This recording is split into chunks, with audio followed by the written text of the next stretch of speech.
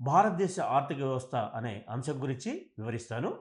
ఇందులో సింధులోయ నాగరికతలో ఉన్నటువంటి ఆర్థిక వ్యవస్థ, ఆ తర్వాత మధ్యయుగంలో ఉన్నటువంటి ఆర్థిక వ్యవస్థ, మొఘల్ పీరియడ్‌లో ఉన్నటువంటి భారతదేశ ఆర్థిక వ్యవస్థ, బ్రిటిష్ వాళ్ళు పరిపాలిస్తున్నప్పుడు ఉన్నటువంటి ఆర్థిక వ్యవస్థ, ఆ తర్వాత స్వాతంత్రానంతరం మన భారత ఆర్థిక వ్యవస్థలో ఎటువంటి మార్పులొచ్చాయనేటివి చర్చిద్దాం. ముందుగా సింధు ఆర్థిక వ్యవస్థ అంటే సింధు లోయ నాగరికతలో ఎటువంటి ఆర్థిక వ్యవస్థ అప్పట్లో నెలకొని ఉందనేది చూద్దాం. ఈ సింధు లోయ నాగరికత పీరియడ్ చూసినట్లయితే ఇది క్రీస్తుపూర్వం 3005 నుండి 1800 మధ్య కాలంలో సంభవించింది. ఇది ఒక ఆధునిక మరియు అభివృద్ధి చెందుతున్న ఆర్థిక వ్యవస్థను కలిగి ఉంది. మనం హిస్టరీ బుక్స్లో చదువుకొని ఉంటాం. హరప్ప, మొహంజదారో ఈ నాగరికతలు ముఖ్యంగా పట్టణ నాగరికతలు మరి వీరి యొక్క ఆర్థిక వ్యవస్థలు చాలా పటిష్టంగా ఉండేవి అన్నమాట. సో ఈ సింధులోయ నాగరికతలో ఆర్థిక వ్యవస్థను మనం పరిశీలించి చూసినట్లయితే ఇక్కడ అతి గొప్ప ఆర్థిక వ్యవస్థను వీళ్ళు కలిగి ఉండేవాళ్ళు. అయితే ఆ కాలంలో అంటే ఆ పౌరులు వ్యవసాయం, జంతువుల పెంపకాన్ని చేపట్టడం జరిగిందన్నమాట. ఇక రాగి, కాంస్య లోహాల నుండి పదునైన ఉపకరణాలు మరియు ఆయుధాలను తయారు చేశారు. మరియు ఇతర నగరాలతో వర్తకం కూడా చేయడం జరిగింది. అంటే ఈ వ్యవసాయం మరియు పశు పోషణతో పాటు వీళ్ళు ఆయుధాలు తయారు చేయడంలో కూడా సిద్ధహస్తులు. అంటే వివిధ లోహాలను ఉపయోగించి అంటే రాగి, కాంస్యం ఇటువంటి లోహాలను ఉపయోగించి పదునైన ఆయుధాలను తయారు చేయడంతో పాటు వాటిని ఇతర ప్రాంతాల్లో అమ్మడం ఇటువంటివి కూడా చేయడం జరిగిందన్నమాట. ఇక పురాతన మరియు మధ్యయుగ ఆర్థిక వ్యవస్థ లక్షణాలు చూసినట్లయితే మధ్యయుగ భారతదేశంలో పట్టణ సంస్కృతి ఎక్కువగా ఉన్నప్పటికీ జనాభాలో ఎక్కువ శాతం ప్రజలు గ్రామాల్లో నివసించేవారు. నిజంగా చెప్పాలంటే మధ్యయుగంలో కావచ్చు, సింధు నాగరికత కాలంలో కావచ్చు, మన దేశంలో పట్టణీకరణ యూరోపు మరియు ఇతర ప్రాంతాల కన్నా చాలా అద్భుతంగా జరిగింది, ఎక్కువగా ఉండేది. అయినప్పటికీ ఎక్కువ మంది ప్రజలు గ్రామీణ ప్రాంతాల్లో నివసించేవారు. అయితే ఈ పురాతన మరియు మధ్యయుగ ఆర్థిక వ్యవస్థ లక్షణాలు చూసినట్లయితే ఆర్థిక వ్యవస్థ ఎక్కువగా కేంద్రీకృతంగా మరియు స్వయం పోషణ ఆధారంగా ఉండేది. అంటే సెంట్రలైజ్డ్ ఎకనామిక్ సిస్టంగా ఉండేది. మరియు ఇది స్వయం పోషణ ఆధారంగా ఉండేది. అంటే వ్యక్తులు తమకు కావాల్సిన ఆహార వస్తువులను తమకు అవసరమైన ఆహార వస్తువులను ఉత్పత్తి చేయడం జరిగేదన్నమాట. అదేవిధంగా ఇవి కొన్ని ప్రాంతాల్లో కేంద్రీకృతమై ఉండేటివి. అంటే కొన్ని పర్టికులర్ ఏరియాస్లో ఈ వస్తోత్పత్తి అనేది కేంద్రీకృతమై ఉండేది. ఇంతకుముందు మనం మాట్లాడుకున్నాం హరప్ప, మొహంజదారో ఇటువంటి ఏరియాస్లో ఇవి కేంద్రీకృతమై ఉండేటివి. మరియు వ్యవసాయం ప్రధాన వృత్తిగా ఉండి ఆయా ప్రాంతాల ఆహార అవసరాలు తీర్చడంతో పాటు వస్త్ర, ఆహార ప్రాసెసింగ్ మరియు చేతి పని వంటి ఆధారిత పరిశ్రమలకు వీళ్ళు ముడి పదార్థాలను అందజేసేవారు. అంటే ఈ పురాతన మధ్యయుగాల్లో ప్రజలు వ్యవసాయాన్ని ప్రధాన వృత్తిగా చేసుకొని జీవనాన్ని కొనసాగించేవారు. ఈ వ్యవసాయం ద్వారా తమకు కావాల్సిన ఆహార ధాన్యాలను ఉత్పత్తి చేసుకోవడంతో పాటు మరియు పరిశ్రమలకు అవసరమైన ముడి సరుకులు కూడా అందించేవారు. అంటే ఈ వస్త్ర, ఆహార ప్రాసెసింగ్ ఏవైతే ఉంటాయో, ఈ ఇండస్ట్రీస్ ఏవైతే ఉంటాయో వాటికి ఈ వ్యవసాయ రంగం ముడి సరుకులను అందజేసేదన్నమాట. ఇక రైతులతో పాటు క్షురకులు, వడ్రంగులు, ఆయుర్వేద వైద్యులు, ఆభరణాల తయారీదారులు మరియు చేనేతదారులు మొదలగు వారు ఈ పురాతన మధ్యయుగాల్లో ఉండేవాళ్ళు అనమాట. అంటే ఇక్కడ మనం వివిధ వృత్తుల్ని చూసినట్లయితే అంటే అప్పుడు ఆర్థిక వ్యవస్థ అంటే వివిధ వృత్తుల సమాహారమే ఆర్థిక వ్యవస్థ. అంటే ఇప్పుడు వడ్రంగి పని చేసేవాళ్ళు తమ వృత్తిలో ఎంతో నైపుణ్యం కలిగి ఉంటారు. వాళ్ళు వివిధ రకాలైనటువంటి వస్తువులను ఉత్పత్తి చేసి విక్రయించేవారు. మరియు అదేవిధంగా ఆభరణాల తయారీదారులు అంటే ఆర్నమెంట్స్ తయారు చేసేవాళ్ళు. మరి ఈ చేనేతదారులు అంటే ఈ వస్త్రాలను ఉత్పత్తి చేసేవాళ్ళు. వీరు తమ వృత్తులని ఎంపిక చేసుకొని తద్వారా వస్తు సేవలను ఉత్పత్తి చేసి విక్రయించడం జరిగేది. ఇదే అప్పటి ఆర్థిక వ్యవస్థ యొక్క ముఖ్యమైన స్వరూపం. అంటే పురాతన మధ్యయుగాల్లో ఈ ఆర్థిక వ్యవస్థ అనేది వ్యవసాయం చుట్టూ కేంద్రీకృతమై ఉండేది. అంటే ప్రజల ఆహార అవసరాలు తీర్చడంతో పాటు మరియు వివిధ పరిశ్రమలకు అవసరమైన ముడి సరుకులను కూడా ఈ వ్యవసాయ రంగం అనేది అందించేది. ఇది ఈ కాలంలో ఉన్నటువంటి ఆర్థిక వ్యవస్థ యొక్క ముఖ్యమైన లక్షణం. ఇక మతం ఆర్థిక కార్యకలాపాలను రూపొందించడంలో అత్యంత ప్రభావవంతమైన పాత్ర పోషించింది. అంటే ఇక్కడ చూడండి, ఆర్థిక వ్యవస్థ కూడా ఈ మధ్యయుగం కాలంలో, మధ్య మరియు పురాతన యుగ కాలంలో ఈ మతం చుట్టూ తిరిగేది. ఎస్, అంటే మతం యొక్క ప్రభావం ఆ విధంగా ఉండేది. అంటే మతము రాజకీయ మరియు సామాజిక ఆర్థిక అంశాలను ఎక్కువగా ప్రభావితం చేసేది. మరి ఆర్థిక వ్యవస్థ కూడా ఈ మతం వల్ల ప్రభావితం అయి ఉండేది. ఇక్కడ ఉదాహరణ తీసుకున్నాం మనం. మరి మతము ఆర్థిక వ్యవస్థను ఈ మధ్య యుగాల్లో ఏ విధంగా ప్రభావితం చేసిందంటే, అలహాబాద్ తీసుకోండి, బెనారస్ తీసుకోండి, అదేవిధంగా నాసిక్, పూరి, ఇవన్నీ పిల్గ్రిమ్ సెంటర్స్, తీర్థయాత్ర ప్రదేశాలని అనడం జరుగుతుంది. మరి ఈ తీర్థయాత్ర ప్రదేశాలు ఎక్కువగా ఈ నదీ పరివాహక ప్రాంతాల్లో ఉన్నాయి. ఎస్, కాబట్టి ఈ తీర్థయాత్ర చుట్టుపక్కల్లో ఈ ఆర్థిక వ్యవస్థ అనేది కేంద్రీకృతమై ఉండేది. దానికి ముఖ్య ఉదాహరణ ఒకటి తీసుకుందాం. ఇప్పుడు హాస్పిటాలిటీ ఇండస్ట్రీ. ఇప్పుడు ఈ తీర్థయాత్రా స్థలాల చుట్టూ ఈ ఆతిథ్యం అందించే ఈ గృహాలు ఎక్కువగా ఉండేటివి. మనం ఇప్పటి కాలంలో వాటిని ఏమంటున్నాం, హోటల్స్ అంటున్నాం. సో అప్పట్లో కూడా ఈ హోటల్స్ అనేటివి ఈ పిల్గ్రిమ్ సెంటర్స్లో ఉండేవి. అదేవిధంగా ఈ తీర్థయాత్రలకు వచ్చే ప్రయాణికులకు అవసరమైన వస్తు సేవలను అందించడానికి అక్కడ వ్యాపారాలు జరిగేవి. ఇక్కడ చూడండి మీరు, ఈ తీర్థయాత్రల చుట్టూ ఈ ఆర్థిక వ్యవస్థ అనేది ఏ విధంగా అల్లుకుంది అన్నమాట. అంటే ఈ బెనారస్, ఈ నాసిక్, పూరి, అలహాబాద్ ఇటువంటి ప్రదేశాలు ప్రఖ్యాత తీర్థయాత్ర స్థలాలు కావడంతో అక్కడ ఆర్థిక వ్యవస్థ కూడా కేంద్రీకృతమై ఉండేది. అంటే ఎంతోమంది ప్రజలు జీవనోపాధిని పొందేవాళ్ళు. అంటే వివిధ రకాల వస్తు సేవలను అక్కడ వచ్చే యాత్రికులకు వాళ్ళు అమ్మేవారు. సో ఆ విధంగా అవి పట్టణాలుగా కూడా అభివృద్ధి జరగడం జరిగింది. అదేవిధంగా ఆర్థిక వ్యవస్థకు ప్రధాన కేంద్రాలుగా విరాజిల్లడం జరిగింది. దీన్ని బట్టి మనం ఒక విషయం అర్థం చేసుకోవచ్చు, ఈ మతం చుట్టూ ఈ ఆర్థిక వ్యవస్థ కూడా తిరుగుతూ ఉండేదన్నమాట. ఇక నాణ్యాలు చూసినట్లయితే, అంటే ఆ కాలంలో మరి నాణ్యాలు ఉన్నాయా, ఉంటే ఏ రూపంలో ఉన్నాయి, వాటి చలామణి ఏ విధంగా ఉండేది? క్రీస్తుపూర్వం 5వ శతాబ్దంలో పంచ్మార్క్ వెండి కడ్డీలు ఉండేవి. అంటే మన దేశంలో క్రీస్తు పూర్వం 5వ శతాబ్దంలో పంచ్మార్క్ వెండి కడ్డీలు, వీటిని మనం ఇన్గాట్స్ అంటాం. అంటే వీటిని నాణ్యాలుగా ఉపయోగించేవారనమాట. ఆ తర్వాత ఏమైంది? క్రీస్తుపూర్వం 6వ శతాబ్దం ప్రాంతంలో గంగా మైదానాల మహాజనపదాలలో మొట్టమొదటి లోహపు నాణ్యాలు చలామణిలోకి వచ్చాయి. అంటే ఈ మహాజనపదాలు ఏవైతే ఉన్నాయో, మహాజనపదాలు అంటే వీటిని మనం 16 నగరాలని అంటాం. ఈ 16 రాజ్యాలు, ఈ 16 రాజ్యాల కలయికనే మహాజనపదాలు అంటాం. ఉదాహరణకి అవంతి రాజ్యం, గాంధార రాజ్యం, మగధ, కోసల, ఇవన్నీ రాజ్యాలు. వీటిని చక్రవర్తులు, రాజులు పరిపాలించేవారు.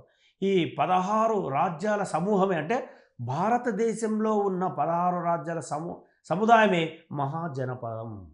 సో ఈ మహాజనపదాలలో మొట్టమొదటిసారిగా మన దేశంలో నాణేలు చలామణిలోకి వచ్చాయి. దీన్నే మన చరిత్రకారులు మరియు ఆర్థికవేత్తలు భారతదేశంలో ప్రవేశపెట్టబడిన మొట్టమొదటి నాణేలుగా పేర్కొనడం జరిగింది అన్నమాట. ఇక మౌర్య సామ్రాజ్యం చూద్దాం.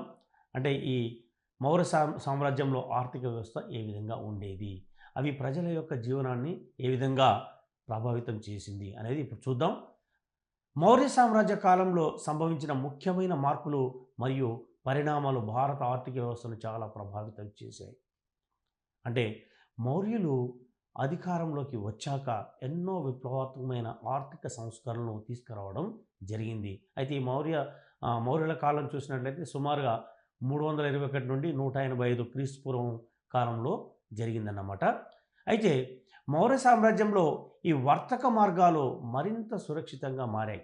అంటే ఇప్పుడు చూడండి, ఇప్పుడంటే మనకు ట్రాన్స్పోర్టేషన్ వచ్చేసి ఎన్నో రకాలుగా ఉంది. మనకు రోడ్స్ ఉంది, రైల్వేస్ ఉంది, ఎయిర్వేస్ ఉంది, మరియు ఇప్పుడు ఈ స్టీమర్స్ మరియు షిప్స్ ద్వారా జల రవాణా కూడా చేయడం జరుగుతుంది. మరి అప్పట్లో మనకు జనాభా చాలా తక్కువగా ఉండేది. ఈ రోడ్ ట్రాన్స్‌పోర్టేషన్ అనేది అంతగా అభివృద్ధి కాలేదు. ఎందుకంటే ఇప్పుడు వెహికల్స్ ఉన్నాయి కాబట్టి మనం రోడ్స్ అనేది కన్‌స్ట్రక్ట్ చేయడం జరుగుతుంది. ఈ వెహికల్స్ ట్రావెల్ చేయాలంటే మనకి రోడ్స్ కావాలి.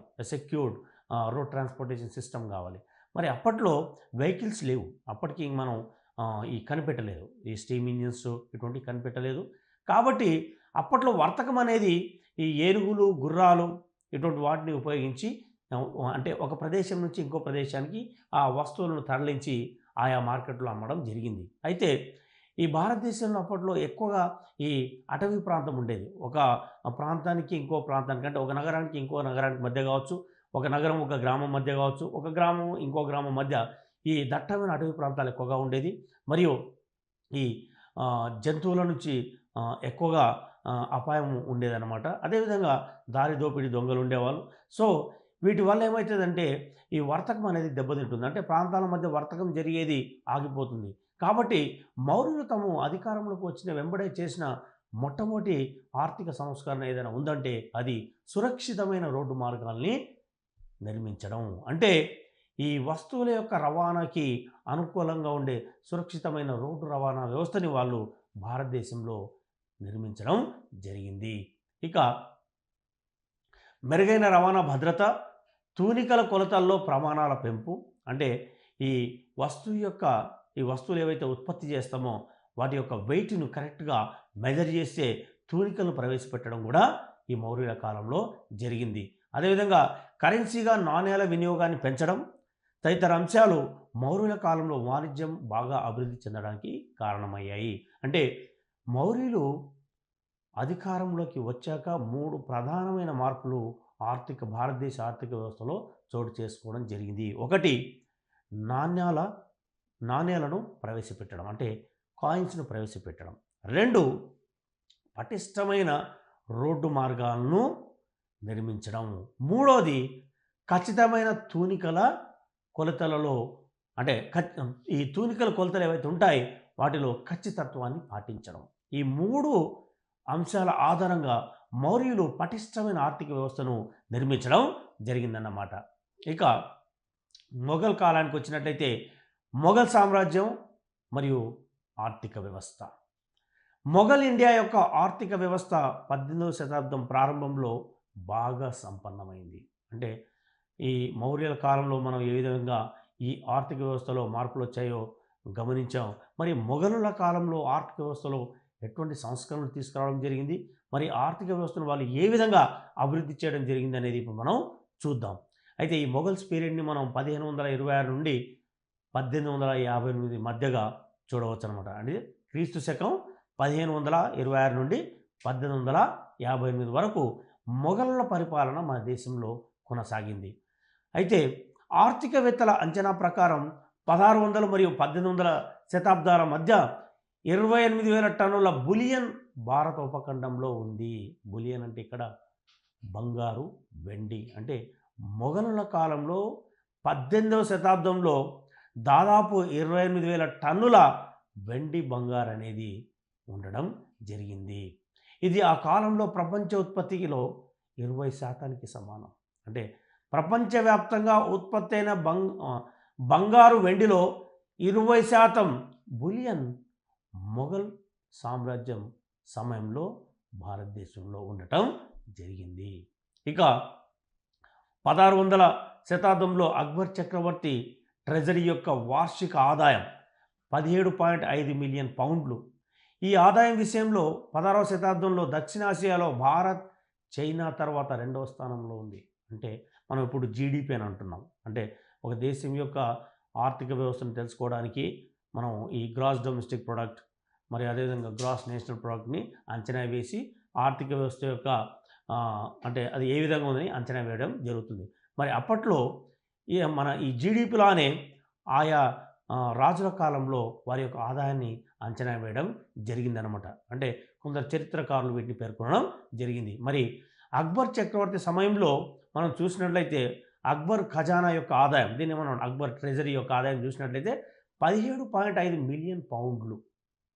అయితే ఈ ఆదాయం యొక్క ర్యాంకు చూసినట్లయితే ప్రపంచంలో చైనా తర్వాత రెండో అతిపెద్ద ఆదాయంగా మనం చూడవచ్చు. ఇక 17వ శతాబ్దం చివరి నాటికి మొఘల్ సామ్రాజ్యం దాదాపు 90% దక్షిణాసియాలో విస్తరించింది. అంటే ఈ మొఘల్స్ దాదాపు భారతదేశంలో ఉన్న ఎన్నో ప్రాంతాలని వాళ్ళు జయించడం జరిగింది. అంటే 90% దక్షిణాసియా మొఘలుల ఆధీనంలోకి వచ్చింది. ఈ విధంగా మొఘలుల ఆధీనంలోకి రావడం వలన ఆర్థిక వ్యవస్థలో కూడా పెనుమార్పులు వచ్చాయి. వాళ్ళు ఏం చేశారంటే భారతదేశం అంటే మెజారిటీ ఇండియన్ ల్యాండ్ వాళ్ళ ఆధీనంలోకి వచ్చేసరికి వాళ్ళు ఎన్నో ఆర్థిక సంస్కరణలు ప్రవేశపెట్టడం జరిగింది. అందులో ముఖ్యమైనది ఏకరూప నాణ్యాలు, ఏకరూప చలామణి. ఎస్, అదేవిధంగా ఏకరూప కస్టమ్స్ అంటే ఈ దేశవ్యాప్తంగా ఒకే విధమైన పన్నుల విధానాన్ని ప్రవేశపెట్టారు. అదేవిధంగా దేశవ్యాప్తంగా ఒకే రకమైన కరెన్సీని చలామణిలోకి తీసుకొని రావడం జరిగింది. అంటే ఈ నాణ్యాలను తీసుకొని రావడం జరిగింది. దీనివల్ల ఏమైందంటే ఈ బార్టర్ సిస్టమ్ అనేది దాదాపు కనుమరుగు కావడం జరిగింది మొఘల్స్ పీరియడ్లో. అంటే అఫ్కోర్స్ అక్కడక్కడ కొంత ఉండవచ్చు, కానీ బార్టర్ సిస్టంలో మనకి ఎన్నో ప్రాబ్లమ్స్ ఫేస్ చేయడం జరిగింది. ముఖ్యంగా ఈ మధ్యయుగంలో బార్టర్ సిస్టమ్ వల్ల అంటే ఈ అప్పట్లో ఈ నాణ్యాలు ఎక్కువగా చలామణిలో లేకపోవడం వలన దాదాపు అన్ని ప్రాంతాల్లో దాదాపు అన్ని దేశాల్లో బార్టర్ సిస్టమ్ అనేది పాటించడం జరిగింది. మరి మొఘల్స్ పీరియడ్స్ వచ్చేసరికి ఏమైందంటే భారతదేశంలో అంటే దక్షిణాసియాలో దాదాపు 90% భూభాగం వారి ఆధీనంలోకి రావడంతో వాళ్ళు ఏకరూప నాణ్యాలను ప్రవేశపెట్టడం జరిగింది. అంటే ఏకరూప నాణ్యాలు అంటే ఈ దేశం మొత్తం ఒకే విధమైన నాణ్యాలు అవి చలామణిలో ఉంటాయి. రెండవది ఏకరూప పన్ను విధానాన్ని కూడా ప్రవేశపెట్టడం జరిగిందన్నమాట. ఇక 17వ శతాబ్దంలో ఔరంగజేబ్ చక్రవర్తి యొక్క ఖజానాకు వార్షిక ఆదాయం 100 మిలియన్ పౌండ్లు సమకూరింది. అంటే దీన్ని మనం డాలర్స్లో చెప్పినట్లయితే 450 మిలియన్ డాలర్లుగా ఉంది. ఇది ఫ్రాన్స్ దేశ సమకాలీన లూయిస్ చక్రవర్తి కన్నా 10 రెట్లు ఎక్కువ. అంటే అక్బర్ పాదుషా తర్వాత ఔరంగజేబ్ యొక్క కాలంలో ఈ ప్రభుత్వ ఖజానా అనేది ఇంకా ఎక్కువగా పెరగడం జరిగింది. 17వ శతాబ్దం నాటికి మొఘల్ భారతదేశం చైనా మరియు పశ్చిమ యూరోప్ల కంటే ప్రపంచపు అతిపెద్ద ఆర్థిక వ్యవస్థ అవతరించింది. దీన్ని బట్టి మనం ఒక విషయం అర్థం చేసుకోవచ్చు. ఈరోజు మనం ప్రస్తుతం అంటే ఈ 21వ శతాబ్దంలో భారత్ యొక్క ఈ జీడిపి ఏదైతే ఉందో ప్రపంచంలో 3వ స్థానంలో ఉంది. మరి మొఘల్స్ పీరియడ్లో కూడా అంటే ఔరంగజేబ్ చక్రవర్తి టైంలో కూడా చైనా మరియు పశ్చిమ యూరోప్ కంటే అతి పెద్ద ఆర్థిక వ్యవస్థగా భారత ఆర్థిక వ్యవస్థ అవతరించింది. ఎస్, ఇక మొఘల్ భారతదేశం 18వ శతాబ్దం ప్రారంభంలో ప్రపంచ పారిశ్రామిక ఉత్పత్తిలో 25% ఉత్పత్తి చేసింది. భారతదేశ జీడిపి వృద్ధి మొఘల్ సామ్రాజ్యంలో గత 1500 సంవత్సరాల కన్నా ఎక్కువగా పెరిగింది. అంటే అంతకుముందు ఉన్న రాజుల కాలంలో ఉన్న జీడిపి కన్నా ఎక్కువ జీడిపి ఈ మొఘళ్ళ కాలంలో పెరగడం జరిగింది. అంటే ఈ 18వ శతాబ్దం ప్రారంభంలో ప్రపంచ పారిశ్రామిక ఉత్పత్తిలో మనం దాదాపు 25% ఉత్పత్తి చేయడం జరిగింది. దానివల్ల మొఘళ్ళ కాలంలో ఈ జీడిపి అనేది ఎన్నో రెట్లు పెరగడం జరిగిందన్నమాట. విస్తృతమైన రహదారి వ్యవస్థ నిర్మించడానికి మొఘలులు బాధ్యత వహించారు. మనం మౌర్యుల కాలంలో చూసాం. మౌర్యులు భారతదేశంలో భద్రతతో కూడినటువంటి ఈ రోడ్ నెట్వర్క్ వ్యవస్థను ఏర్పరచడం జరిగింది. అయితే మొఘల్స్ దాన్ని ఇంకా అడ్వాన్స్డ్గా డెవలప్ చేశారనమాట. అంటే ఇంకా భద్రత పెంచారు, రోడ్ నెట్వర్క్ని ఇంకా ఎక్కువగా పెంచడం జరిగిందన్నమాట. ఇక ఇవి ఏకరూప కరెన్సీని మరియు దేశ ఏకీకరణను సృష్టించాయి.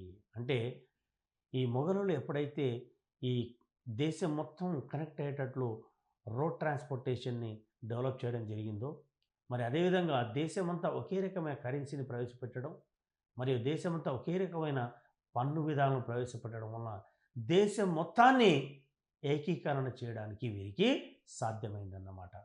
ఇక మొఘల్ సామ్రాజ్యం ఒక విస్తృతమైన రహదారి నెట్వర్క్ను నిర్మించింది. అంటే ఉత్తర మరియు దక్షిణ, తూర్పు, పశ్చిమ భారతదేశంలో ఉన్నటువంటి వివిధ నగరాలు మరియు పట్టణాలను కలుపుతూ మొఘల్ రాజులు ఎంతో విస్తృతమైన రోడ్ నెట్వర్క్ను నిర్మించడం జరిగిందన్నమాట.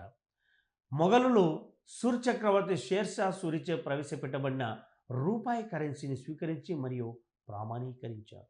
అంటే ఈ మొఘల్స్ కాలంలో ఈ రూపాయి ఏదైతే ఉందో ప్రవేశపెట్టారో దీన్ని వీరు ఎవరి నుంచి తీసుకున్నారంటే ఈ సూర్ వంశానికి చెందిన షేర్షా సూరి మొట్టమొదటిసారిగా ఈయన ఈ నాణ్యాలను మన దేశంలో అంటే ఈ మొఘల్స్ పరిపాలించిన టైంలో ఈ మధ్యలో ఒకసారి షేర్షా సూరి అధికారంలోకి రావడం జరుగుతుంది. అంటే ఈయన హుమాయూన్ని ఓడిస్తాడు. హుమాయూన్ని ఓడించి ఆ తర్వాత ఆయన అధికారంలోకి అంటే మన భారతదేశాన్ని తన అధీనంలోకి తెచ్చుకుంటాడు.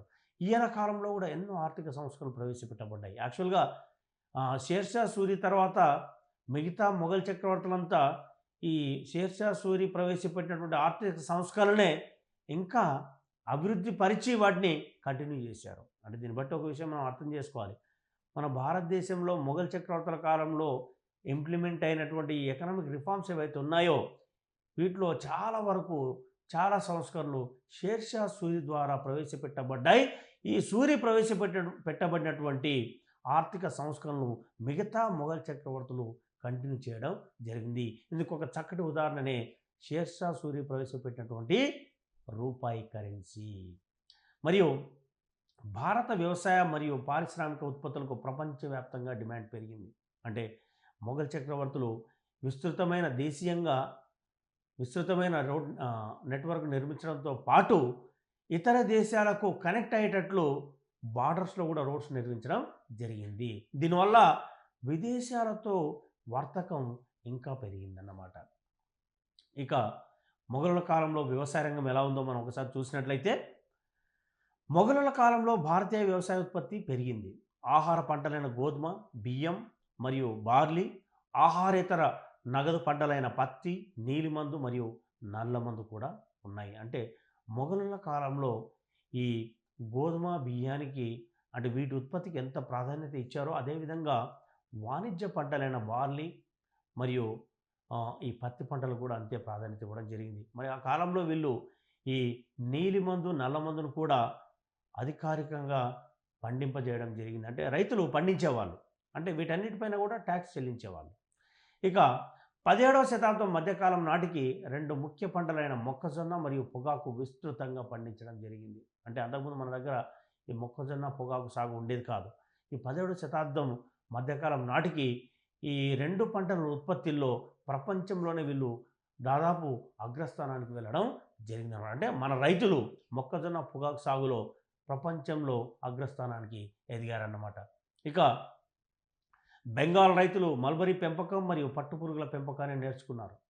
అంటే బెంగాల్ ప్రాంతంలో అక్కడ రైతులు ఈ మల్బరీ పెంపకం మరియు పట్టుపురుగుల పెంపకాన్ని నేర్చుకున్నారు. అంటే ఈ సిల్క్ ప్రొడక్షన్ అనేది ఒకప్పుడు కేవలం చైనాకే పరిమితమైంది. ఎందుకంటే సిల్క్ని ఎలా ప్రొడ్యూస్ చేస్తారు, ఎలా ఉత్పత్తి చేస్తారనే సీక్రెట్ని చైనా వాళ్ళు ఏ దేశస్తులకు వాళ్ళు రివీల్ చేయలేదు, దాన్ని బయటికి పొక్కనీయలేదు. అయితే ఈ చైనీయుల నుంచి ఏదో విధంగా ఆ సిల్క్ని ఎలా ప్రొడ్యూస్ చేయాలనే విషయాన్ని తెలుసుకొని దాన్ని బెంగాల్లో వాళ్ళు ఉత్పత్తి చేయడం ప్రారంభించారు. అంటే ఈ మొఘల్ కాలంలోనే ఈ సిల్క్ ప్రొడక్షన్ అనేది మన దేశంలో పర్టికులర్గా బెంగాల్ ప్రాంతంలో ప్రారంభమైంది. ఇక బెంగాల్ సుబా ఒక పెద్ద పట్టు ఉత్పత్తి కేంద్రంగా మారింది. బెంగాల్ సుబా అంటే మొఘళ్ళ కాలంలో బెంగాల్ సుబా అనేది బంగ్లాదేశ్ మరి ఇప్పుడున్న మన దేశంలో ఉన్న పశ్చిమ బెంగాల్, అదేవిధంగా ఒరిస్సా, అస్సాంలోని కొన్ని ప్రాంతాలు ఉన్నాయి కదా, ఇవి అన్నింటినీ కలిపి బెంగాల్ సుబాగా వివరించేవారు. అంటే మొఘలుల కాలంలో ఈ బెంగాల్ సుబా అనేది అత్యంత ప్రధానమైనటువంటి భాగము. అదేవిధంగా ఈ మొఘల్ ట్రెజరీకి 50% ఆదాయం ఈ బెంగాల్ సుబా నుంచే లభించేది. ముఖ్యంగా ఈ బెంగాల్ సుబా ప్రాంతాల్లో అంటే ఇప్పుడున్న బంగ్లాదేశ్ మరియు బెంగాల్, వెస్ట్ బెంగాల్, ఒరిస్సా, అస్సాంలోని కొన్ని ప్రాంతాలు ఏవైతే ఉన్నాయో బెంగాల్ సుబాలో భాగంగా అక్కడ రైతులు ఈ సిల్క్ ఉత్పత్తిని చేపట్టడం, అదేవిధంగా షిప్ బిల్డింగ్ కూడా బాగా ఉండేది. అంటే నౌకల తయారీ కూడా అక్కడ బాగా కేంద్రీకృతమై ఉండేది. అదేవిధంగా వివిధ చేతి వృత్తులు కూడా అక్కడ ఎక్కువగా ఉండేవి. అందువలన ఈ మొఘలుల ఖజానాకి బెంగాల్ సుబా నుండి దాదాపు 50% ఆదాయం వచ్చేదన్నమాట. అంటే బెంగాల్ సుబా ఆర్థికంగా చాలా సంపన్నంగా ఉండేది అప్పట్లో. ఇక మొఘల్ కాని చక్రవర్తి షేర్షా సూరి ఆధ్వర్యంలో, అంటే షేర్షా సూరి అనే వ్యక్తి ఈ సుర్ అనే వంశానికి చెందిన వ్యక్తి కాబట్టి ఇతను మొఘల్ చక్రవర్తి కాదు. అంటే హుమాయూన్ని ఓడించి అధికారంలోకి వచ్చాడు, తర్వాత మళ్ళీ ఓడిపోయాడు అనుకోండి. అంటే ఈ మొత్తం మొఘల్ పీరియడ్లో మధ్యలో నాన్ మొఘల్గా వచ్చిన చక్రవర్తి ఎవరైనా ఉన్నారంటే అతను షేర్షా సూరి. సో ఈయన ఆధ్వర్యంలో ప్రారంభమైన వ్యవసాయ సంస్కరణలను అక్బర్ స్వీకరించి మరిన్ని సంస్కరణలు తెచ్చాడు. ఇంతకుముందు మీకు చెప్పాను.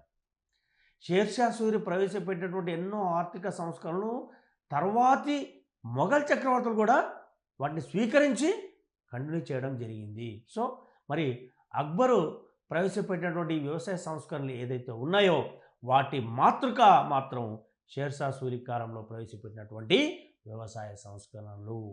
ఇక మొఘల్ ప్రభుత్వం నీటిపారుదల వ్యవస్థల నిర్మాణానికి నిధులను సమకూర్చింది. మొఘల్ ప్రభుత్వం నీటిపారుదల వ్యవస్థల నిర్మాణానికి ఎన్నో నిధులను సమకూర్చింది. ఈ మార్పులు ఎక్కువ పంట దిగుబడులను మరియు పంటలను ఉత్పత్తి చేయడం జరిగాయి. అంటే ఈ చెక్ డ్యామ్స్ లాంటివి నిర్మించడం, చెరువులు కుంటలు లాంటివి నిర్మించడం, వీటి వలన ఈ నీటి లభ్యత పెరిగింది. అంటే వ్యవసాయానికి అవసరమైన నీటి లభ్యత పెరగడం జరిగింది. అందువల్ల మన దేశంలో ఆహార ధాన్యాల ఉత్పత్తి కూడా అక్బర్ కాలంలో ఎక్కువగా జరిగిందన్నమాట. ఇక 18వ శతాబ్దం వరకు మొఘల్ భారతదేశం అంతర్జాతీయ వాణిజ్యానికి అత్యంత ముఖ్యమైన తయారీ కేంద్రంగా ఉంది. అంటే ఈ మ్యానుఫ్యాక్చరింగ్ సెక్టర్ ఏదైతే ఉందో ప్రపంచంలోనే అత్యంత పెద్దదైన మ్యానుఫ్యాక్చరింగ్ సెక్టర్ అనేది మన భారతదేశంలో ఈ మొఘల్ చక్రవర్తుల కాలంలో ఉన్నదని మనం అర్థం చేసుకోవాలి. అదేవిధంగా ఈ మ్యానుఫ్యాక్చరింగ్ సెక్టర్లో ఎటువంటి వస్తువులు ఉత్పత్తి చేసేవాళ్ళంటే అంటే ముఖ్యమైన పరిశ్రమలు చూసినట్లయితే వస్త్రాలు, నౌకా నిర్మాణం మరియు ఉక్కు, ఇవి అతి ముఖ్యమైన పరిశ్రమలు. అంటే వస్త్రాలను ఉత్పత్తి చేయడం, అదేవిధంగా నౌకా నిర్మాణం, షిప్ బిల్డింగ్. ఇంతకుముందు మనం మాట్లాడుకున్నాం బెంగాల్ సుబా ఏదైతే ఉందో, అంటే ఇప్పుడున్న బంగ్లాదేశ్ ఈ ప్రాంతం ఏదైతే ఉందో ఈ నౌకా నిర్మాణానికి అత్యంత ముఖ్యమైన కేంద్రం. అంటే మొత్తం ఆసియాలోనే ఈ నౌకా నిర్మాణంలో ఈ బెంగాల్ సుబా చాలా ఫేమస్ అన్నమాట. అదేవిధంగా ఉక్కు ఉత్పత్తి కూడా ఎక్కువగా మొఘళ్ళ పీరియడ్లో జరిగేదన్నమాట. అదేవిధంగా ప్రాసెస్ చేయబడిన ఉత్పత్తులు చూసినట్లయితే పత్తి వస్త్రాలు, నూలు, థ్రెడ్, పట్టు, జనపనార ఉత్పత్తులు, మెటల్వేర్, చక్కెర, నూనెలు మరియు వెన్న వంటి ఆహారాలు. అంటే ఈ ఆహార ఈ మన వ్యవసాయ ఉత్పత్తులు ఏవైతే ఉన్నాయో వాటి నుంచి ఎన్నో ఉప ఉత్పత్తులను తయారు చేయడం జరిగింది. అంటే అందుకే వాటిని మనం ప్రాసెస్ చేయబడిన ఉత్పత్తులు అంటాం. వీటిని మనం బై ప్రొడక్ట్స్ అంటాం. ఇప్పుడు సపోజ్ ఒక ఎగ్జాంపుల్ చెప్తాను. What is a by product? పాలు ఉంది. పాలకి బై ప్రొడక్ట్స్ అంటే ఏమిటి? ఇక్కడ మనకు వెన్న, పెరుగు, స్వీట్స్, గీ, ఇవన్నీ బై ప్రొడక్ట్స్, అంటే ప్రాసెస్ చేయబడిన ప్రొడక్ట్స్. అదేవిధంగా ఇప్పుడు అప్పట్లో ఈ వ్యవసాయదారులు పత్తి, జనుము ఇటువంటివి పండించేవాళ్ళు. వీటి ద్వారా మనం కొన్ని వస్తువులు తయారు చేసి వాటిని ఇతర దేశాలకు కూడా మనం పంపించడం జరిగింది. అంటే మొఘళ్ళ కాలంలో మన దేశంలో ఈ వస్తువులను అమ్మడంతో పాటు విదేశాలకు కూడా ఎగుమతి చేయడం జరిగిందన్నమాట. ఇక మొఘలుల కాలంలోని తయారీ రంగాన్ని పారిశ్రామిక విప్లవానికి ముందు 18వ శతాబ్దపు పశ్చిమ ఐరోపాలో ఉన్న ప్రోటో పారిశ్రామికీకరణ రూపంతో పోల్చబడింది. దీన్ని మనం ప్రోటో ఇండస్ట్రియలైజేషన్ అంటాం. అంటే చరిత్రకారులు, ఆర్థికవేత్తలు మొఘలుల కాలంలోని ఆర్థిక వ్యవస్థను ఏ విధంగా పోల్చడం జరిగిందంటే 18వ శతాబ్దం వరకు కొనసాగిన ఈ మొఘలుల ఆర్థిక వ్యవస్థను యూరోప్లోని ప్రోటో ఇండస్ట్రియలైజేషన్తో పోల్చడం జరిగింది. ప్రోటో ఇండస్ట్రియలైజేషన్ అంటే ఏమిటి? అంటే అసలైన పారిశ్రామికీకరణకు ముందు ఉన్న పారిశ్రామిక పరిస్థితుల్నే మనం ప్రోటో ఇండస్ట్రియలైజేషన్ అంటాం. ఎస్, దీని ఒక విధంగా చెప్పాలంటే సిమ్యులేషన్ అనొచ్చు. ఎస్, ఇప్పుడు చూడండి ఒక ఎగ్జాంపుల్ చెప్తాను. ఈ పారిశ్రామిక విప్లవం అనేది యూరోప్లో సంభవించింది. మరి పారిశ్రామిక విప్లవానికి ముందు ఈ ప్రోటో ఇండస్ట్రియలైజేషన్ ఒక ప్రాసెస్ చోటు చేసుకుంది. అది ఎప్పుడు? పారిశ్రామిక విప్లవానికి కొన్ని సంవత్సరాల ముందు. ఆ పరిస్థితులు భారతదేశంలో కూడా ఏర్పడ్డాయి. మొఘల కాలంలో ఈ పరిస్థితి చోటు చేసుకుంది. ఇక్కడ ఈ అసలైన పారిశ్రామికీకరణ ముందు ప్రోటో ఇండస్ట్రియలైజేషన్ ఏర్పడడం అంటే ఏమిటంటే ఇక్కడ వ్యక్తులు తమ అంటే వ్యవసాయదారులు అనుకుందాం, వారు ఆహార ధాన్యాలను పండించేవాళ్ళు. అంటే తమ స్వంత అవసరాల కోసం పండించేవాళ్ళు. అదేవిధంగా ఆ ఆహార ధాన్యాలను ఇతర ఉత్పత్తులతో మార్పిడి చేసుకునేవాళ్ళు.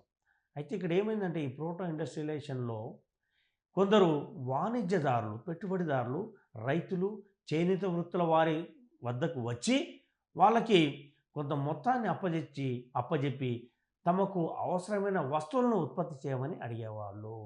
అంటే మీరు ఇక్కడ చూడండి, ఈ క్యాపిటలిజం రూట్స్ అనేటివి ఈ ప్రోటో ఇండస్ట్రియలైజేషన్లో మనకు కనిపిస్తాయి.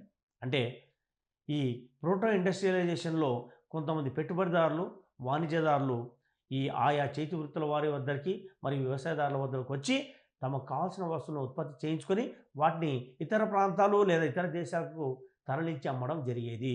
ఇటువంటి పరిస్థితినే మనం ప్రోటో ఇండస్ట్రియలైజేషన్ అంటాం. అయితే ఈ ప్రోటో ఇండస్ట్రియలైజేషన్ ఏర్పడిన ఈ మార్పులు ఏవైతే ఉన్నాయో తర్వాతి కాలంలో అవి పారిశ్రామీకరణకు దారితీయడం జరిగింది. అంటే మొఘల్ చక్రవర్తుల చివరి కాలంలో ఈ ప్రోటో ఇండస్ట్రియలైజేషన్ అనే ప్రక్రియ అనేది ప్రారంభమైందని మనం అర్థం చేసుకోవాలి. ఇక బ్రిటిష్ పాలనలో చూద్దాం. బ్రిటిష్ పాలనలో భారతదేశ ఆర్థిక వ్యవస్థ ఏ విధంగా ఉంది.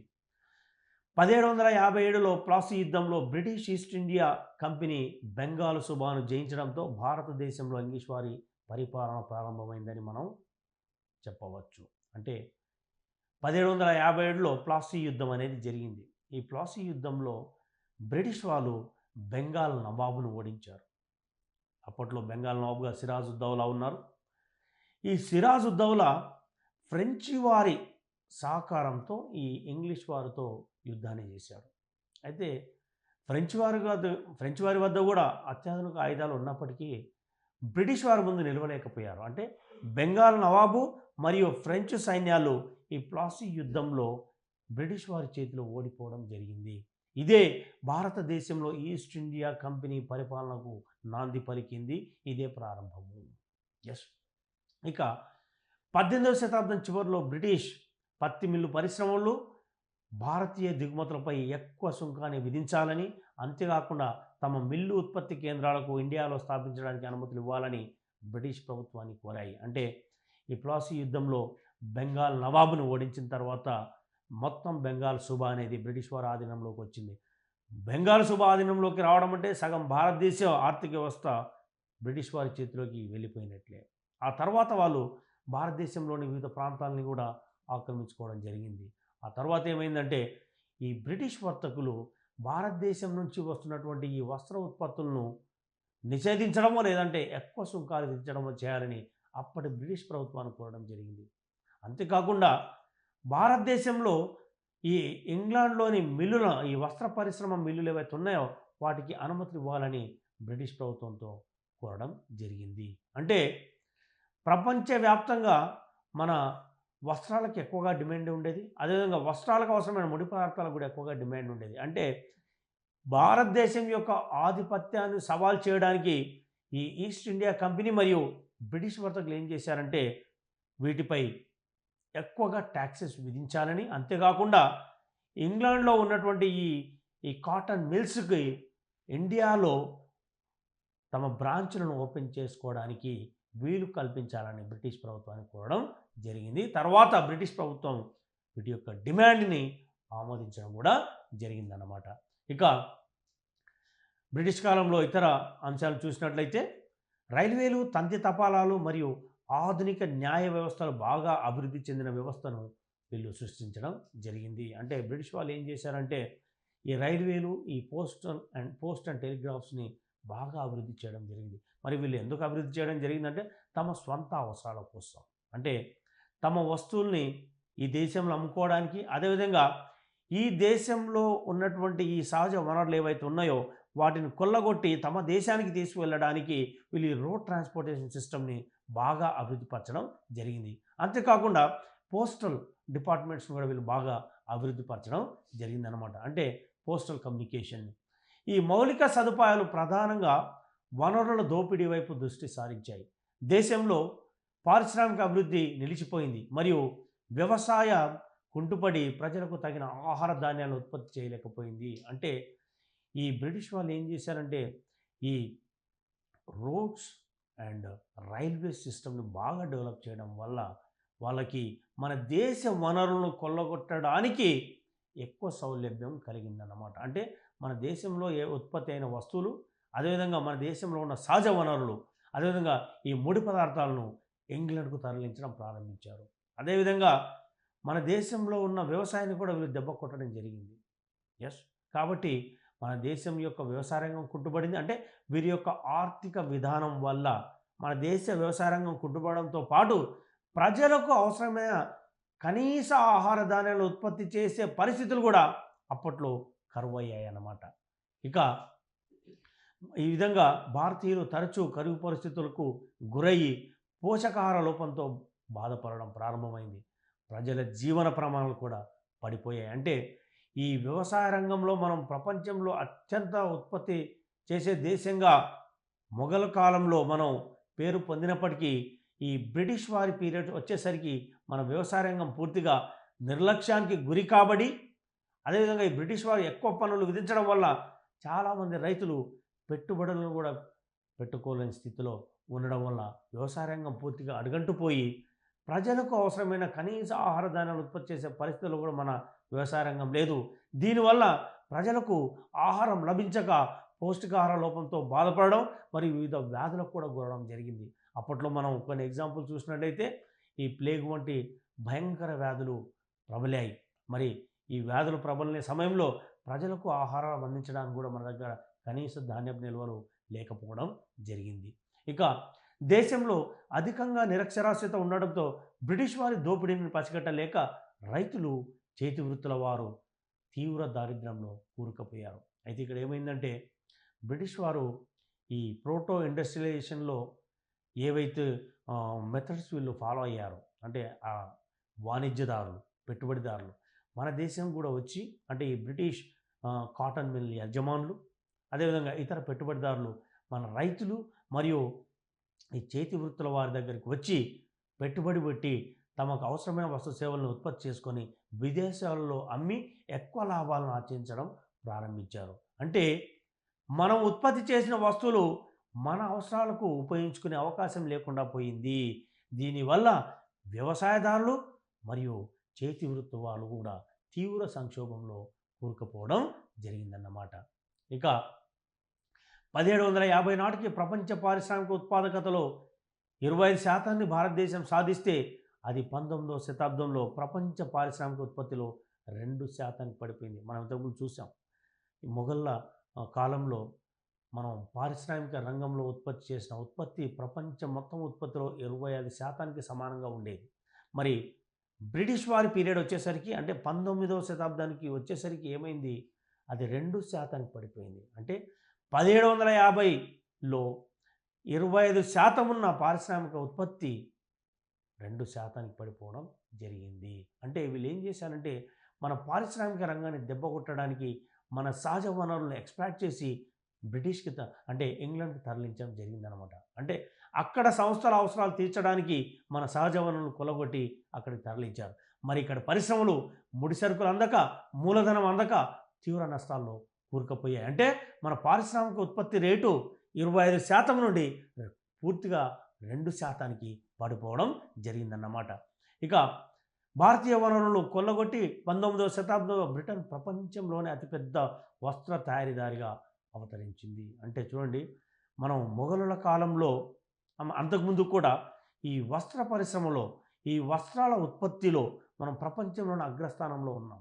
మరి వీళ్ళు ఏం చేశారు, ఈ బ్రిటిష్ కాటన్ మిల్స్ భారతదేశానికి వచ్చి మన వస్త్ర పరిశ్రమను దెబ్బతీసి మన దేశంలో ఉత్పత్తి అయిన వస్త్రాన్ని వాళ్ళు ప్రపంచవ్యాప్తంగా ఎగుమతి చేసి ఎంతో లాభాలను ఆర్జించి బ్రిటన్ వస్త్ర ఉత్పత్తిలో ప్రపంచంలో నంబర్ 1 కంట్రీగా ఎదిగిందన్నమాట. అంటే మన కృషి వాళ్ళకి లాభాలను తెచ్చి పెట్టిందన్నమాట.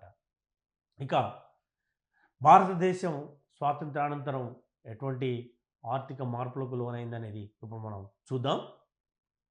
దేశ స్వాతంత్రం అనంతరం భారతదేశం సోషలిజం లక్షణాలతో కూడిన పెట్టుబడిదారీ ఆర్థిక వ్యవస్థను ఎంచుకుంది. దీనినే మనం మిశ్రమ ఆర్థిక వ్యవస్థ అని అంటాము. అంటే ఇప్పుడు మనకు స్వాతంత్రం వచ్చిన తర్వాత జవహర్లాల్ నెహ్రూ గారు మొట్టమొదటి ప్రధానిగా ఎన్నికయ్యారు. మరి ఆయన పెట్టుబడిదారీ ఆర్థిక వ్యవస్థ లేదా సామ్యవాద ఆర్థిక వ్యవస్థ కాకుండా మధ్య రకంగా ఉండే మిశ్రమ ఆర్థిక వ్యవస్థను ఎంపిక చేసుకోవడం జరిగింది. అంటే ఒకవైపు ఈ సోషలిజం లక్షణాలు ఉంటాయి, మరొక వైపు పెట్టుబడిదారీ లక్షణాలు ఉంటాయి. అందుకే దీన్ని మనం మిశ్రమ ఆర్థిక వ్యవస్థ అని అంటాం. అయితే భారతదేశ మొదటి ప్రధాని జవహర్లాల్ నెహ్రూ, గణాంక శాస్త్రజ్ఞుడు ప్రశాంత్ చంద్ర మహలనోబిస్ ఆర్థిక విధానాన్ని రూపొందించి పర్యవేక్షించారు.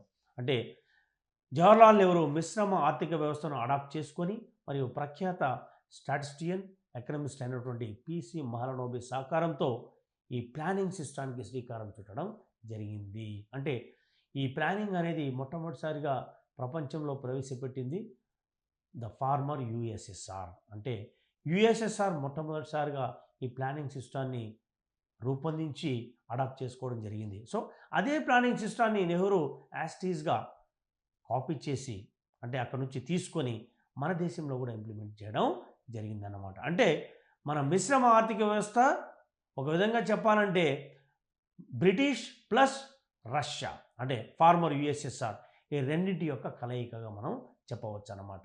ఇక ప్రభుత్వం మరియు ప్రైవేట్ రంగాల ద్వారా భారీ పరిశ్రమల త్వరిత అభివృద్ధి మరియు ప్రభుత్వ ప్రత్యక్ష మరియు పరోక్ష జోక్యం ఆధారంగా సోవియట్ శైలి కేంద్ర కమాండ్ వ్యవస్థ కన్నా సరళమైన విధానంతో అనుకూలమైన ఫలితాలను సాధించడం జరిగింది. అంటే మనం ప్లాన్స్ రూపొందించుకొని మొదటి పంచవర్ష ప్రణాళికలో వ్యవసాయ రంగానికి ప్రాధాన్యతనిస్తూ ఇరిగేషన్ ప్రాజెక్ట్స్ నిర్మించడం, అదేవిధంగా రెండవ పంచవర్ష ప్రణాళికలో మనం పారిశ్రామిక రంగానికి ఎక్కువ ప్రాముఖ్యతనిస్తూ ఎక్కువ విధులను కేటాయించడం జరిగింది. అంటే ఇక్కడ నెహ్రూ ప్రభుత్వం ఏం చేసిందంటే ప్రభుత్వం యొక్క ప్రత్యక్ష లేదా పరోక్ష పర్యవేక్షణలో దేశంలోని పారిశ్రామిక రంగాన్ని కూడా అభివృద్ధి చేయాలని పూనుకోవడం జరిగింది.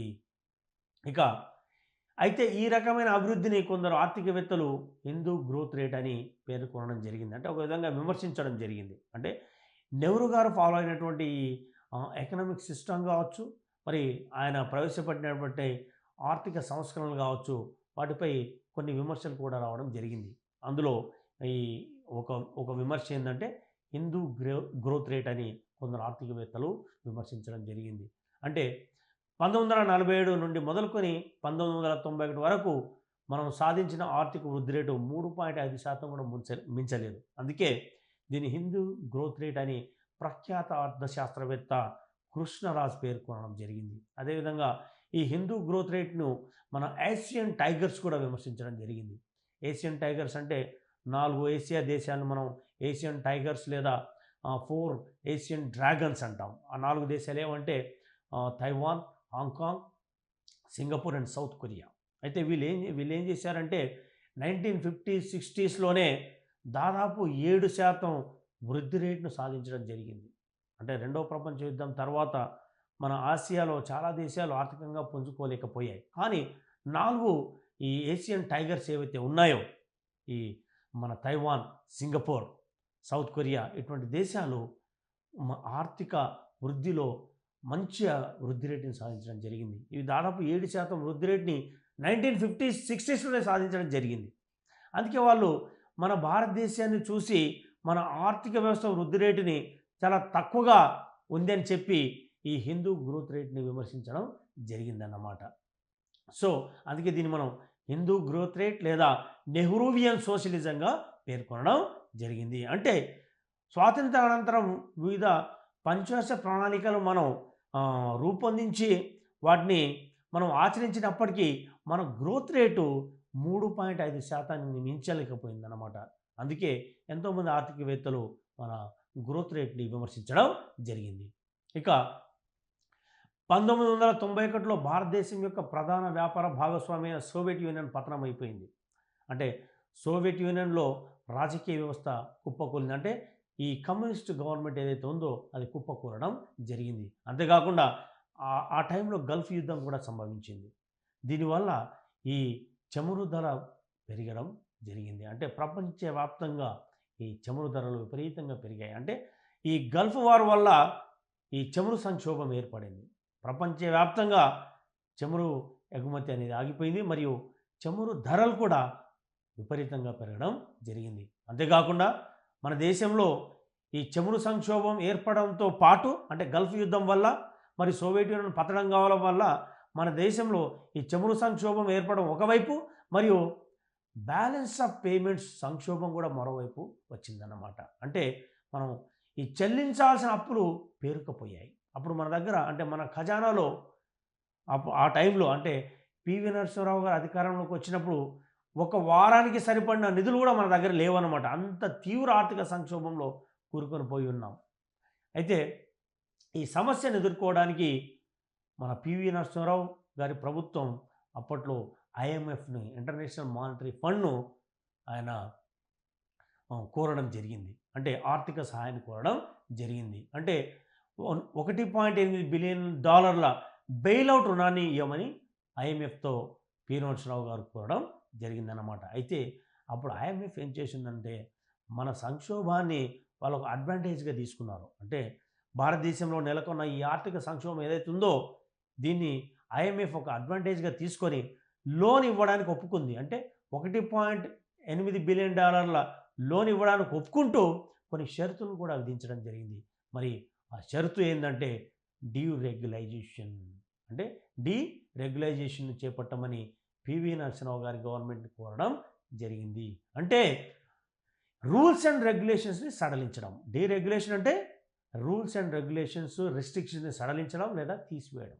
అంటే విదేశీ కంపెనీలు మన దేశంలోకి ప్రవేశించడానికి, విదేశీ పెట్టుబడులు మన దేశంలో ప్రవేశించడానికి అవసరమైనటువంటి సడలింపులు ఇవ్వాలని ఐఎంఎఫ్ పివి నరసింహారావు గవర్నమెంట్ని కోరడం జరిగింది. దీన్నే మనం డీరెగ్యులేషన్ అనడం జరుగుతుంది.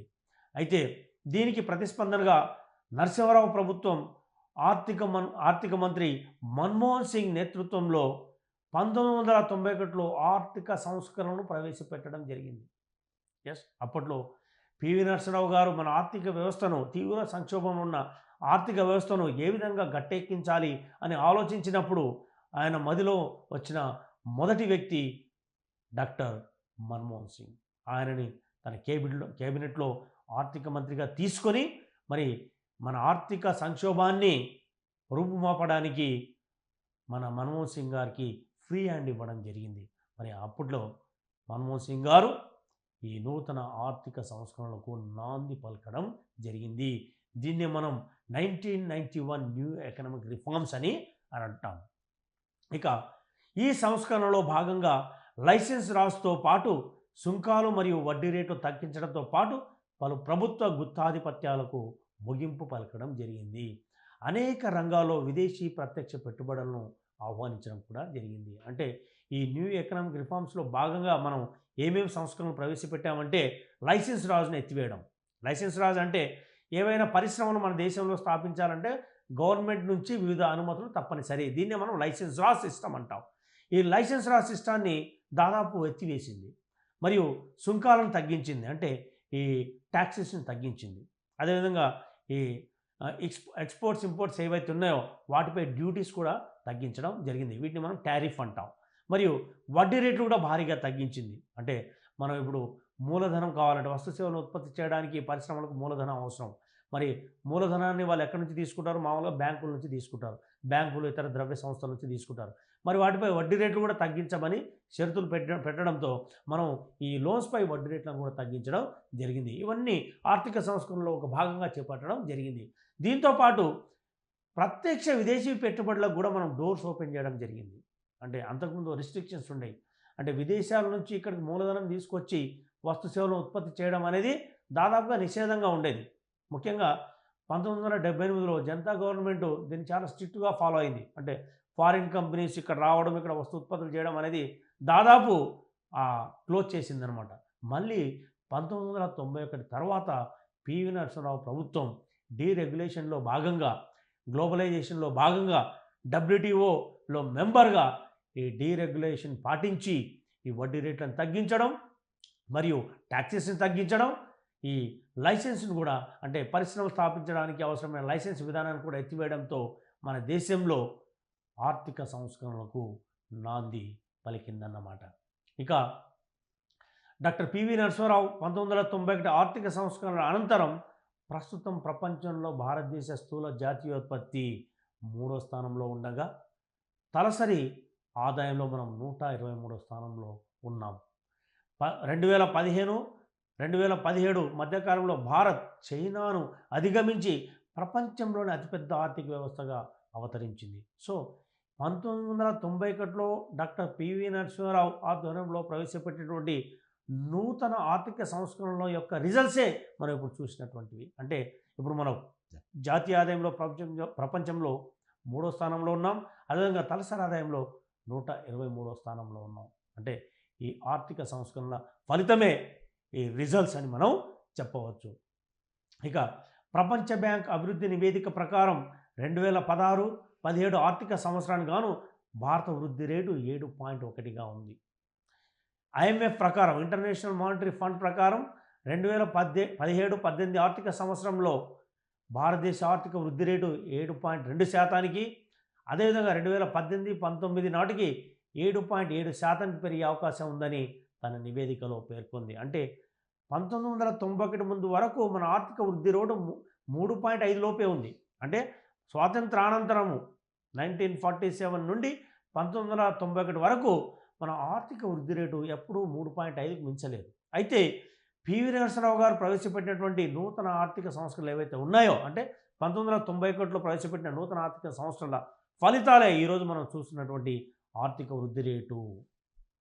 ఇక మనం అగ్రికల్చర్ తీసుకున్నట్లయితే వ్యవసాయ ఉత్పాదనలో భారతదేశం 2వ స్థానంలో ఉంది. అంటే ప్రస్తుతం వ్యవసాయంతో పాటు అటవీ, మత్స్యరంగం జీడిపిలో 17% వాటాను కలిగి ఉంది.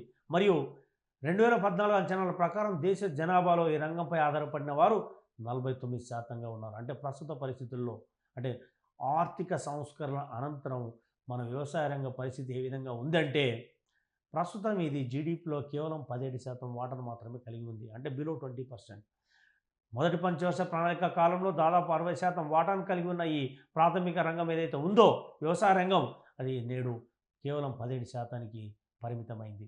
అదేవిధంగా ఈ ప్రాథమిక రంగంపై, పర్టికులర్గా వ్యవసాయ రంగంపై ఆధారపడే వారి సంఖ్య ఈ రోజుకి దాదాపు 49%గా ఉంది. అంటే దేశ జనాభాలో 50% ప్రజలు నేటికి వ్యవసాయ రంగంపై ఆధారపడి ఉన్నారు. మరి 50% మంది ప్రజలు ఆధారపడుతున్న వ్యవసాయ రంగం యొక్క వాటా జీడిపిలో కేవలం 17%గా ఉంది. ఇక భారతీయ ఆర్థిక వ్యవస్థలో ఇతర రంగాల ఆధిక్యం పెరగడంతో జీడిపిలో వ్యవసాయం యొక్క వాటా 1951 నుండి క్రమంగా క్షీణిస్తూ వస్తుంది. ఇంతకుముందు మీకు చెప్పాను, మొదటి పంచవర్ష ప్రణాళిక కాలంలో మన ఈ ప్రాథమిక రంగం వాటా 57-58 దాకా ఉండేది. ప్రస్తుతం అది 17% పడిపోవడానికి ప్రధాన కారణం ఏంటంటే మన ప్రభుత్వాలు ఈ పారిశ్రామిక సేవల రంగానికి ఎక్కువగా ప్రాధాన్యత ఇవ్వడం. అయినప్పటికీ దేశంలో ఎక్కువ మందికి ఉద్యోగ అవకాశాలను అందిస్తున్నది ఈ వ్యవసాయ రంగం అనేది మనం గుర్తుంచుకోవాలి. ఇక బియ్యం, గోధుమ, చెరుకు, పత్తి మరియు వేరుశెనగల్లో భారత్ 2వ అతిపెద్ద ఉత్పత్తిదారు. మన వ్యవసాయ రంగంలో ఉత్పత్తి ఇప్పటికీ ఎక్కువగా ఉందని చెప్పవచ్చు. ఎలా అంటే ఇప్పుడు బియ్యం తీసుకోండి, గోధుమ తీసుకోండి, చెరుకు తీసుకోండి, పత్తి తీసుకోండి, మరియు వేరుశెనగ కావచ్చు, వీటిలో భారతదేశం ప్రపంచంలో 2వ అతిపెద్ద ఉత్పత్తిదారుగా ఉంది. అదేవిధంగా భారతదేశంలో పాలు, జనపనార మరియు పప్పు ధాన్యాలు అత్యధికంగా ఉత్పత్తి అవుతున్నాయి. 2011 అంచనాల ప్రకారం ప్రపంచంలో 178 మిలియన్ల పశు సంపదతో ప్రపంచంలోని 2వ అతిపెద్ద పశువుల జనాభా దేశంగా మనం ఉంది. అంటే ప్రపంచంలో ఈ పశు జనాభా ఎక్కువగా ఉన్న దేశాల్లో భారత్ 2వ స్థానంలో ఉంది. అంటే దీన్ని మనం పశు పోషణ అని అనవచ్చు. మరియు పండ్లు మరియు కూరగాయల ఉత్పత్తిలో ప్రపంచంలో 10.9% మరియు 8.6% ఉత్పత్తితో భారత్ 2వ స్థానంలో ఉంది. అంటే పండ్ల ఉత్పత్తిలో 10.9%, కూరగాయల ఉత్పత్తిలో 8.6% ఉత్పత్తితో భారతదేశం ప్రపంచంలో 2వ స్థానంలో ఉంది. ఇక భారతదేశం 77,000 టన్నుల సిల్క్ ఉత్పత్తితో ప్రపంచంలో 2వ అతిపెద్ద సిల్క్ ఉత్పత్తిదారుగా ఉంది. ఇక ఇండస్ట్రీ చూసినట్లయితే జీడిపిలో, అంటే మనం ఇప్పుడు పారిశ్రామిక రంగాన్ని చూద్దాం. జీడిపిలో ప్రస్తుతం పారిశ్రామిక రంగ వాటా 20%గా ఉంటే ఈ రంగం ద్వారా మొత్తం 22% దేశ ప్రజలు ఉపాధిని పొందుతున్నారు. అంటే ఇక్కడ మనం ఆక్యుపేషనల్ డిస్ట్రిబ్యూషన్ చూసినట్లయితే మనం మీకు ఇండియన్ ఎకానమీలో మనం ఈ ఆక్యుపేషనల్ డిస్ట్రిబ్యూషన్ కూడా ఉంటుంది.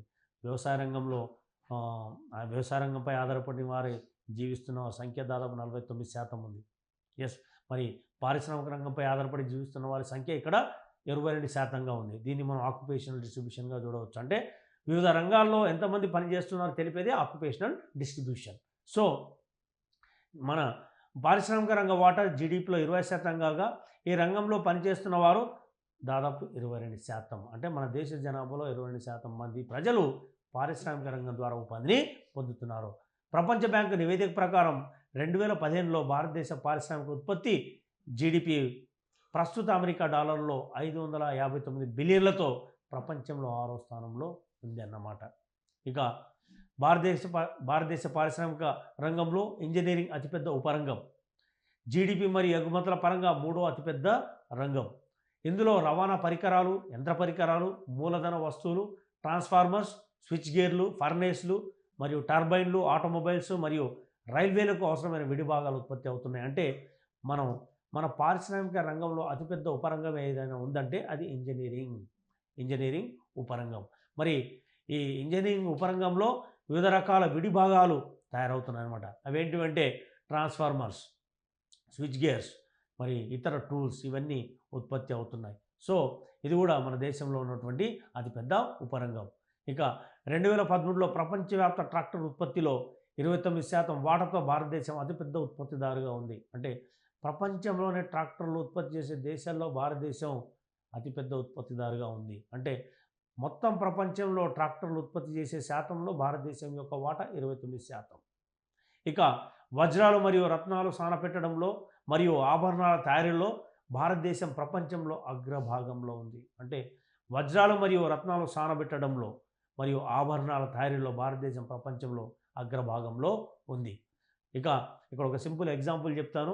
మనం ఈ వజ్రాలు రత్నాలు సానబెట్టడంలో ఎంత ఉన్నత పొజిషన్లో ఉన్నామనడానికి, బంగారం వినియోగంలో ప్రపంచంలో భారత్ 2వ స్థానంలో ఉంది. అంటే బంగారం వినియోగించడంలో. అదేవిధంగా గణాంకపరంగా ప్రపంచంలోని ఏవైనా ఆభరణాల్లో పొదగబడిన 12 వజ్రాల్లో 12 వజ్రాలు భారత్లో కట్ మరియు పాలిష్ చేయబడి ఉంటాయి. అంటే ప్రపంచంలో ఒక మనం ఆభరణాలు తీసుకున్నట్లయితే, అంటే ఈ డైమండ్ ఆర్నమెంట్స్ ఏవైతే ఉన్నాయో, సో ఈ డైమండ్ ఆర్నమెంట్స్లో మనం ఈ డైమండ్స్ పెట్టడం జరుగుతుంది. అంటే ఈ ఆభరణాల్లో పొదిగే 12 డైమండ్స్లో 11 డైమండ్స్ ఇండియాలో కట్ పాలిషింగ్ చేయబడుతున్నాయి అన్నమాట. అంటే దీన్ని బట్టి మనం ఒక విషయం అర్థం చేసుకోవచ్చు. ఈ రత్నాలు డైమండ్స్ ప్రాసెసింగ్లో మన దేశం అగ్రస్థానంలో ఉందని దీన్ని బట్టి మనం అర్థం చేసుకోవచ్చు. ఇక మనం ఉక్కు పరిశ్రమ విషయానికి వస్తే 2014-15 ఆర్థిక సంవత్సరంలో భారత్ ముడి ఉక్కు ఉత్పత్తిలో 3వ అతిపెద్ద ఉత్పత్తిదారుగా ఉంది. భారత్ స్పాంజ్ ఇనుము ఉత్పత్తిలో అగ్రస్థానంలో ఉంది. అంటే స్పాంజ్ ఐరన్ ప్రొడక్షన్లో ఇండియా ఫస్ట్ ప్లేస్లో ఉంది. మరి స్పాంజ్ ఐరన్ అంటే ఏమిటి? ఈ ఆక్సిజన్ని తీసివేసిన తర్వాత వచ్చే ఐరన్నే మనం స్పాంజ్ ఐరన్ అంటాం. ఎస్.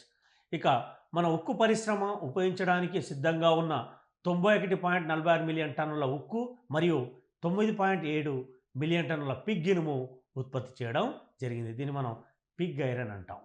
పిగ్ ఐరన్ అంటే ఇది ఒక విధంగా చెప్పాలంటే రా ఐరన్.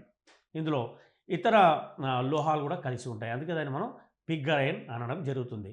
ముఖ్యంగా ఇప్పుడు ఫాస్ఫరస్, కార్బన్ ఇటువంటివి మిక్స్ అయి ఉంటాయి. అందుకే దీన్ని పిగ్ ఐరన్ అంటాం. ముడి ఉక్కు. సో ఈ పిగ్ ఐరన్ మరియు ఉపయోగించడానికి సిద్ధంగా ఉన్న ఐరన్ను ఉత్పత్తి చేయడంలో మనం ఇక్కడ చూసినట్లయితే 91.46 మిలియన్ టన్నులు మరియు 9.7 మిలియన్ టన్నుల పిగ్ ఇనుమును మనం ఉత్పత్తి చేయడం జరిగింది. ఇక భారతదేశ మైనింగ్ పరిశ్రమ ప్రపంచంలోని ఖనిజాల ఉత్పత్తిలో 4వ అతిపెద్ద దేశంగా ఉంది. భారతదేశ మైనింగ్ పరిశ్రమలో ఉత్పత్తి విలువను అనుసరించి 50% మైనింగ్ 8 రాష్ట్రాల్లో కేంద్రీకృతమై ఉందన్నమాట. మరి ఆ రాష్ట్రాలు ఏవంటే ఒడిశా, రాజస్థాన్, ఛత్తీస్గఢ్, ఆంధ్రప్రదేశ్, తెలంగాణ, జార్ఖండ్, మధ్యప్రదేశ్ మరియు కర్ణాటక. అంటే భారతదేశ మైనింగ్ పరిశ్రమ ప్రపంచంలో 4వ అతిపెద్ద పరిశ్రమగా మనం అర్థం చేసుకోవాలి.